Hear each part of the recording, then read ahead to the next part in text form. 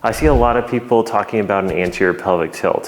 One of the big things that I think is missing in this conversation is how the asymmetry underneath the anterior pelvic tilt is keeping you stuck that way. Our bodies are naturally asymmetrical, but if we get stuck in this position, then it causes our body to lose range of motion. When we lose range of motion, our body's gonna look for ways to get it back. One way you can get that is by bringing everything forward into this anterior pelvic tilt position. So if we want to really fix an anterior pelvic tilt, we need the hips to be able to go back and forth as equally and evenly as possible into both sides. Try this simple test to see which one you're more restricted in.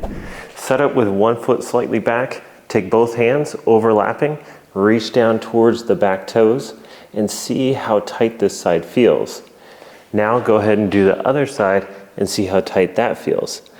Most of us are going to be able to go further into one side, and that's the side you're more lateralized into. So most of us are going to be more lateralized into the right side because of our organ placement and the way that the brain develops and how it's more motor dominant on that right side. Step number one for getting you to shift back into your left side appropriately without compensation is to open up this left back hip in here. So we need to open up space so that that left hip can actually roll back into a good position. This is one of my favorite drills to get people started on this. Just grab a sweater or a rolled up towel, set up with it on the very top part of your hips here, and then we're going to bunch it up extra on the side that we're more shifted into. You're gonna lay down on that towel or sweater, and so if I'm more shifted into the right side, I'm gonna have extra towel on that right side, but then all across the top part of the hips, so it's slightly untucking my hips here.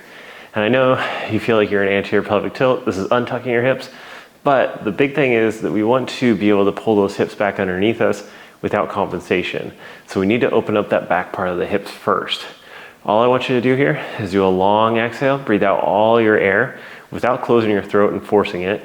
You should feel a little bit of side abs kick on, and then do a soft, quiet inhale through the nose. And you should feel just a gentle expansion towards the lower hip on the back part. You're gonna hang out here and breathe for about 15 breaths and just really take your time with it. You should feel that nice expansion back there. A great next step is to practice hinging on that side. So again, if I'm more restricted on this left side and turned into the right side, I'm gonna set up with my left foot slightly back, hands on the wall, reach, get a little bit of abs, and then reach those hips back as I press into the wall and then feel a slight stretch in that same area. And I'm just gonna hang out here and breathe for about 10 breaths. Now I want you to make sure that you don't tuck those hips under while you're in this position. We wanna just shift those hips back till you feel that slight stretch and then breathe. Now this will do a great job of opening this up back here.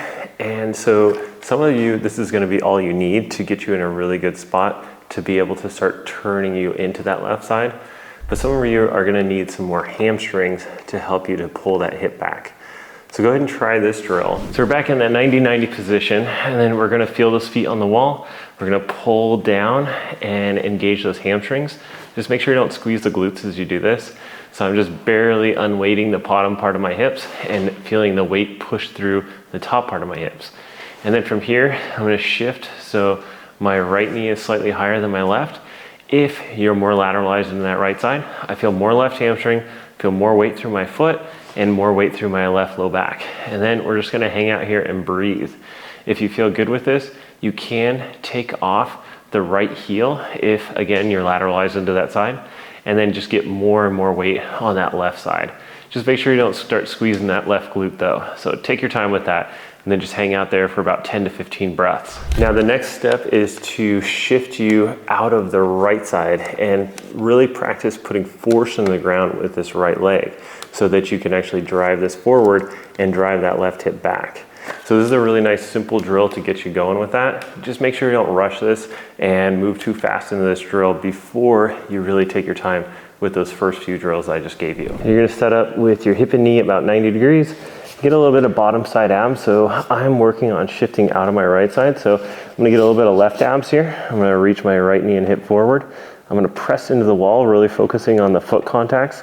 And that's the inside part of the foot. So my ball of the foot and inside heel that I'm pressing into. And then I'm going to rotate my knee up towards the ceiling just a little bit without losing the inside contacts of that foot. And then I feel my glute start to kick on.